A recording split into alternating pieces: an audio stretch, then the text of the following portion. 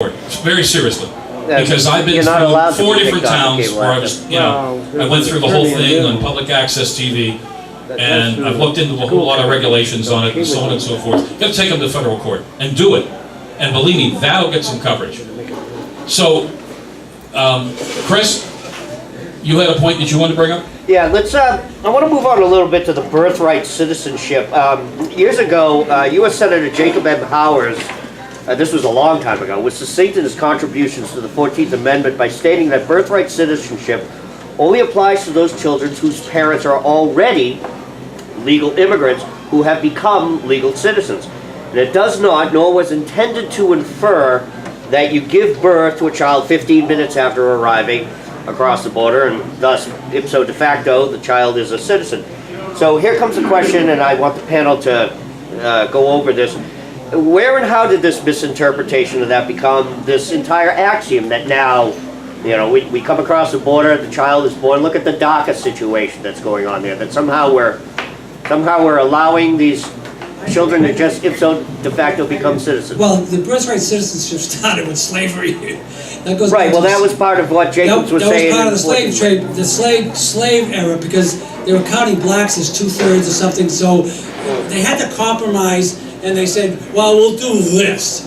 But it's absolute nonsense that 14th Amendment, how it's being applied today.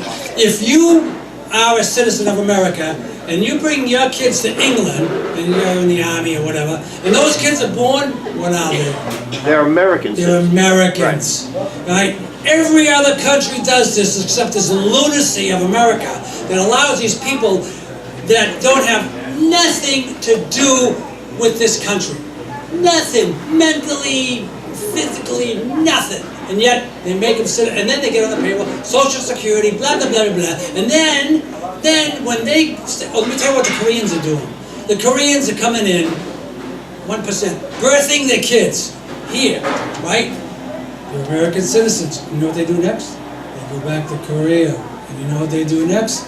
They wait 18 years. And then you know what they do next? They come over here, they support their parents to come here. Don't you get it? This chain migration. There's 800,000 of them a year or something, some stupid figure. That birthright citizenship is the most illogical, ridiculous thing, and you've just got, no other country does it except America. Oh, Dave? Yeah, I think that actually this goes back to some legal case in the 1890s where but I can't remember the details on it.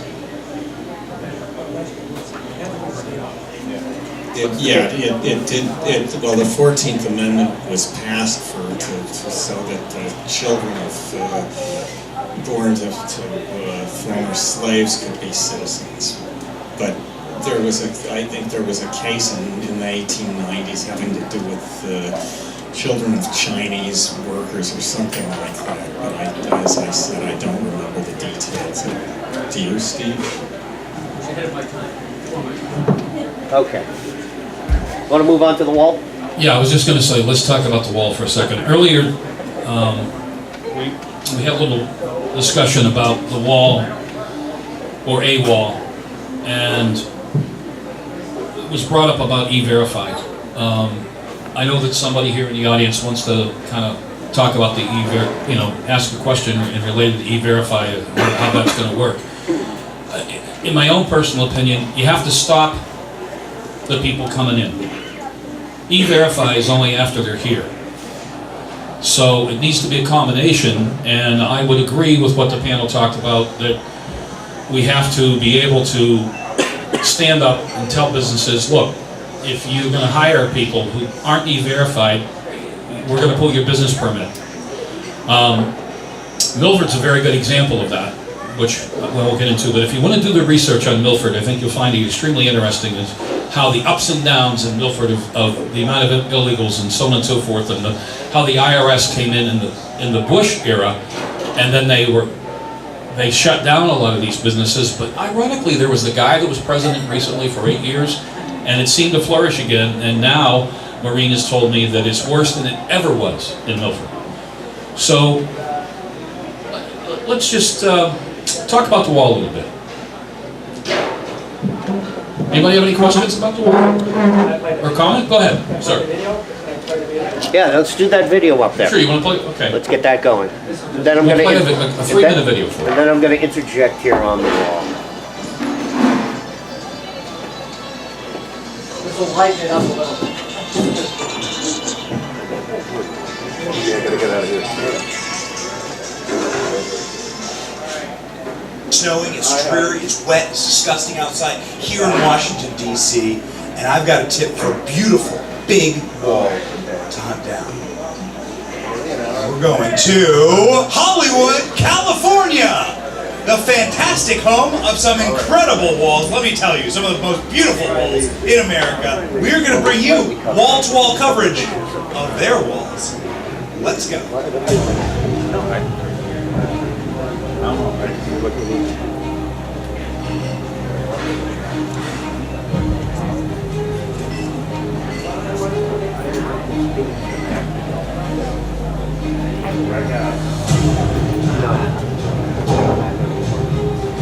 I gotta go. I'll call you when I'm in the car. No, I'll call you when I'm in the car. It's 5 o'clock here in LA for our white whale, for the wall of them all. Barbara Streisand's wall.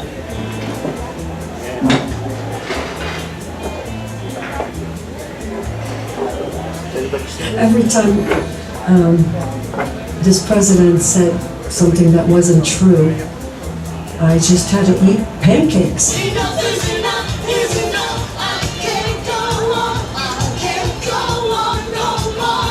Barbara Streisand got herself a big old wall. She is one of Trump's biggest critics on immigration, on building a wall.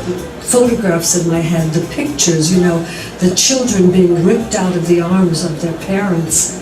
I have such a passion for America, my country, and I was trying to speak my truth. A lot of women vote the way their husbands vote. They don't believe enough in their own thoughts.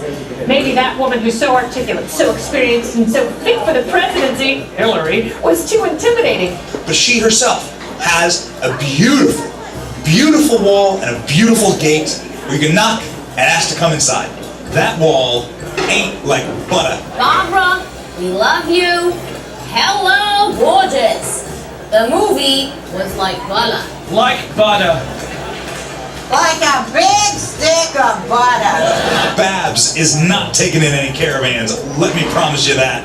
Not getting through that gate right over there. As pretty as we sing, we're not getting in.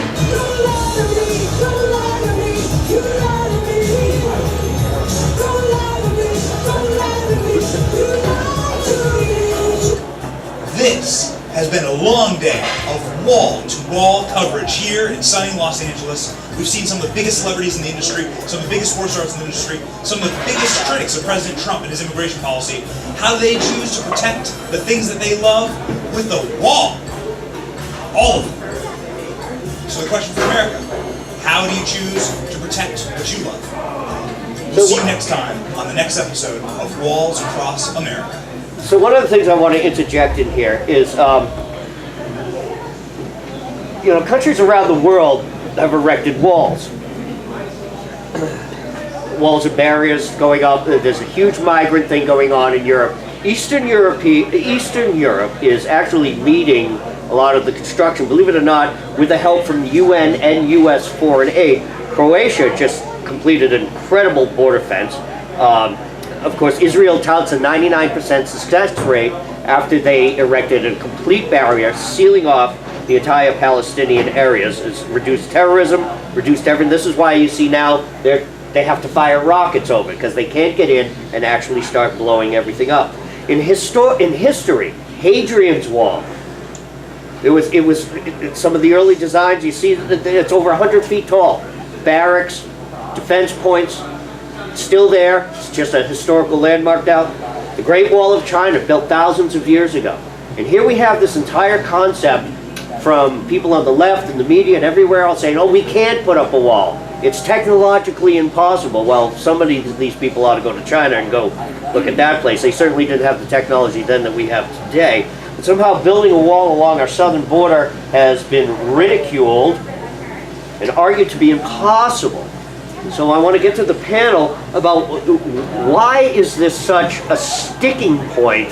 And given the numbers that Peter had talked about, $100 billion plus of just dealing with this, whereas we all know that just simply erecting something, it's there, it's static, it's permanent, and as the other countries around the world have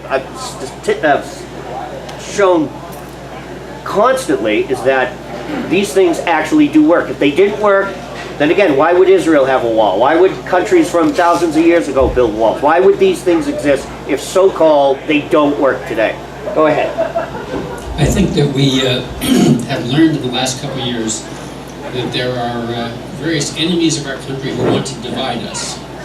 And I think there are issues that the left brings up, there are issues that the right brings up, and when we play into those forces, when we play into those divisive forces, we fail to find where we agree. And I think that in this room, my guess is that if I listed 10 issues, we'd probably agree on 8 of them. And I think if we want this country to be strong, if we want our government to be strong, then looking for areas of common agreement, from my perspective, is very important.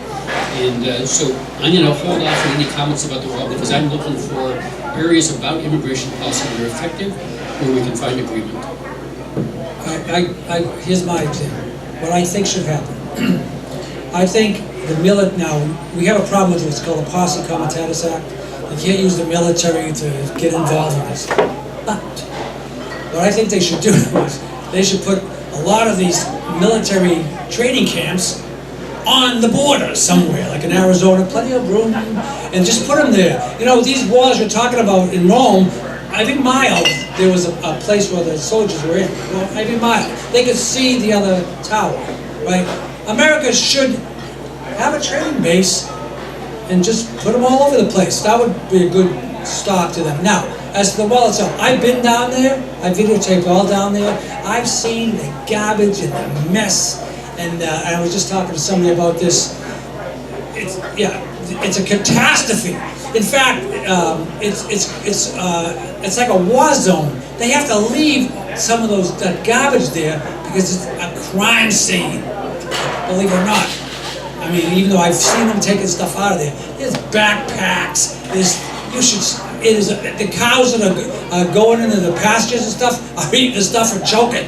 You know what I mean? So it's a mess. You need a physical barrier, just like you need a barrier, a door to your house. You don't just have people come in your door. You have a door, you have a lock, and for the most part, you can do that. There are places that are tricky. And I've been up in the mountains of Mexico. It's just a wire. It's just a wire. And you go, oh, look. You know, so you need a physical thing because that tells you a lot about your country too. We have a front door that's locked, and I think that's what should happen. Yeah, there was an article actually in the New York Times after some months after Arizona started requiring E-Verify, I think, and it was describing that illegals were going back to Mexico. They had someone reporting from Mexico talking to illegals who had left Arizona. Now, so I think E-Verify would work, but wall would certainly stop people from coming in south of the border, and I think it's magical thinking on the part of people on the left who say it won't work. Good, excellent. Good. Peter. Yeah, Dick just gave me some figures here. Dick Mangus gave me figures. Current cost of manpower and equipment for equipping the southern border. Is that what this is then? So looks like it's $3.8 billion, and then the annual cost of illegal now in the USA. I don't know where these figures are from. $134 or $135 billion, and then aid from the U.S. to Latin American countries, almost $2 billion. So if anyone considers the cost to build the wall as a unnecessary thing, compare it to the figures: $134 billion, $135 billion for the annual cost of illegals. Yeah, annually. So, Let me just quibble with one little thing. The net cost of illegal immigrants after they pay what little taxes they pay is 116 annually. Yeah, well, without the killings. Yeah, you make a good point. Well, you know, one wall that seemed to work pretty well, that was pretty heralded when it came down, was the Berlin Wall. Let's just think about that for a minute. There may be some Taylor Swift fans in the room.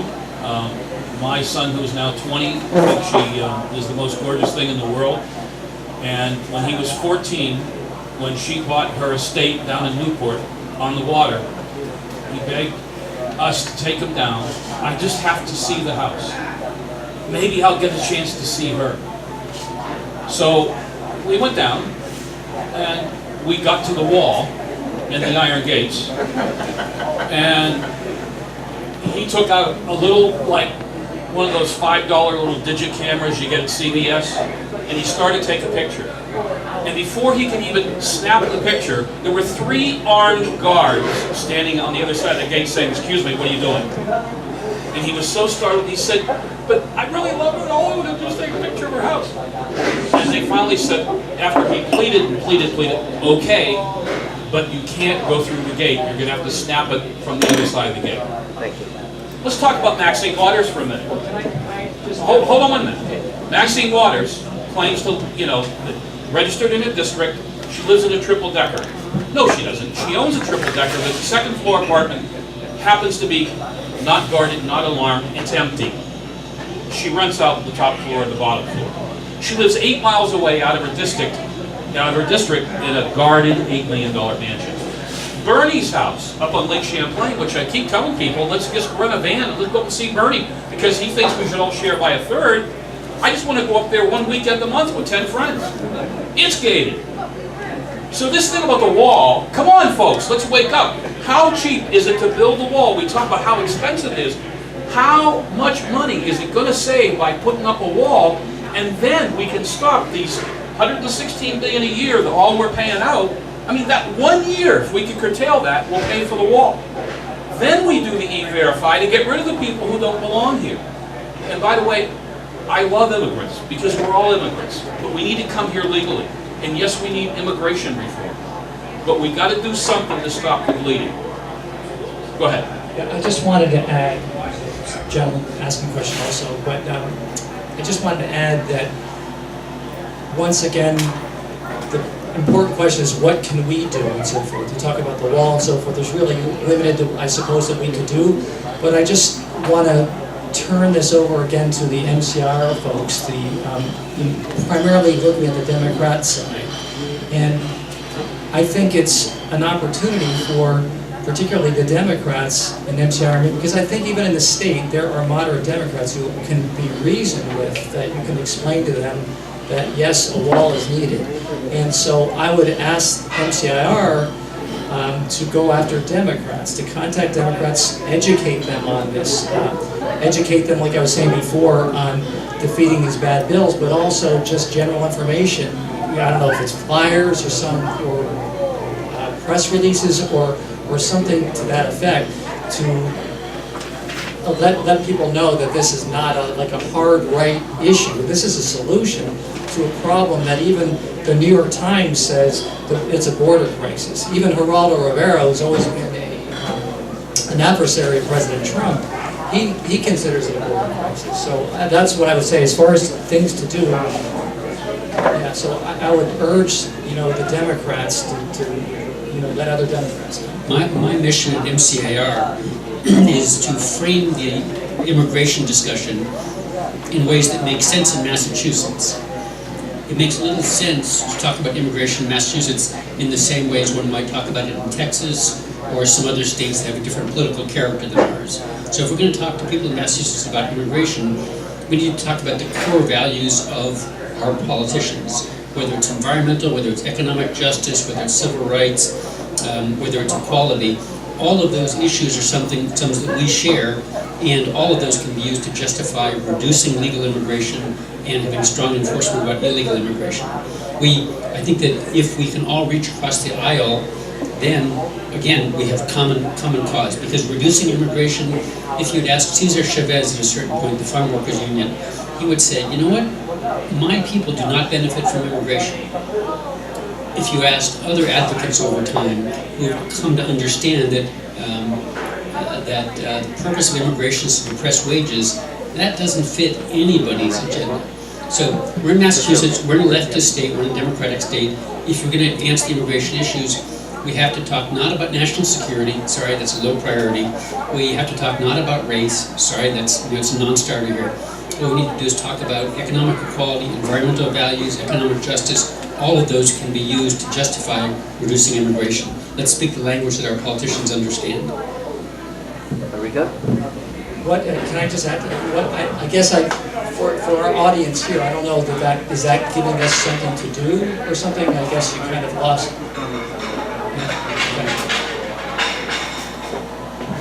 Good. So I think it's not any one specific subject, like just a wall or just the E-Verify or just one thing. It's a whole combination of things coming together to make something really great. And there's this old saying, sum of the parts is greater than each of the parts by themselves. Or if there's all the parts coming together and making something is much better than each part individually on its own. What we really need to focus on is having a core system that works together to make all the parts work well.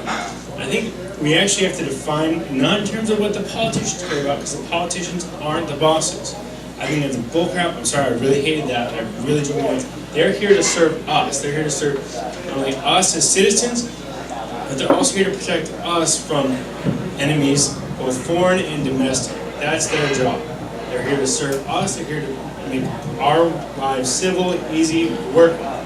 So that's what we really have to focus on. We have to focus on, as us, for individual mandates, is to actually have us be able to have good, reasonable conversations with our friends according to their value system.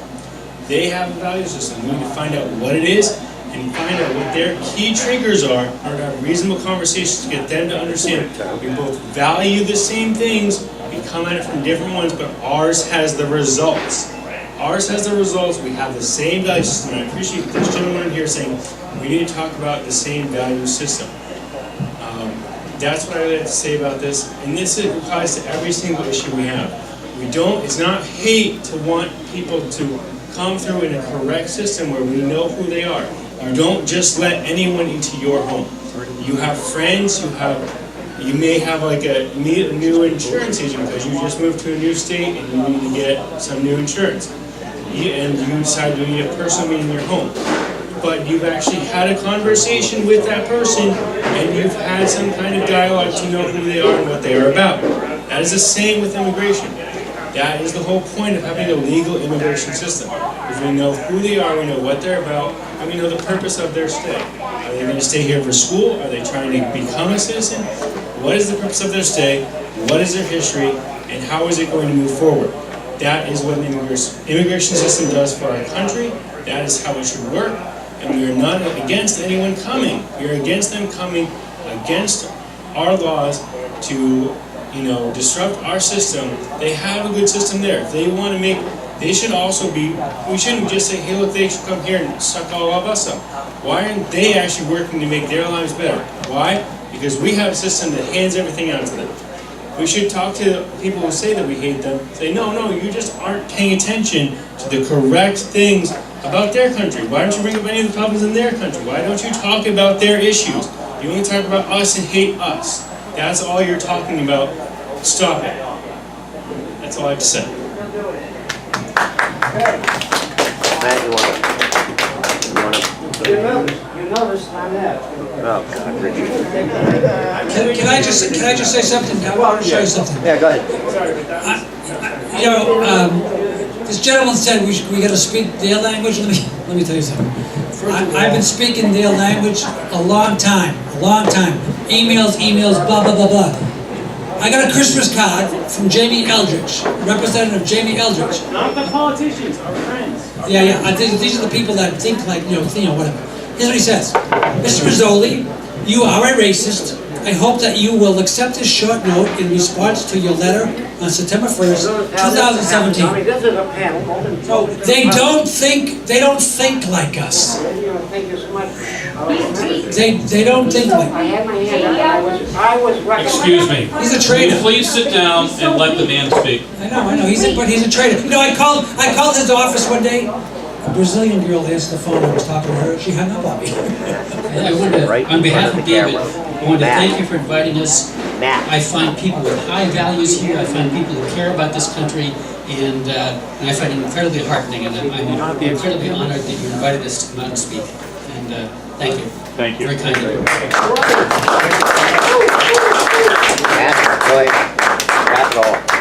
Wrap it all up. Okay, so sometimes we don't always agree and sometimes we disagree, but one thing that I found very common throughout the panel was something that Reagan talked about.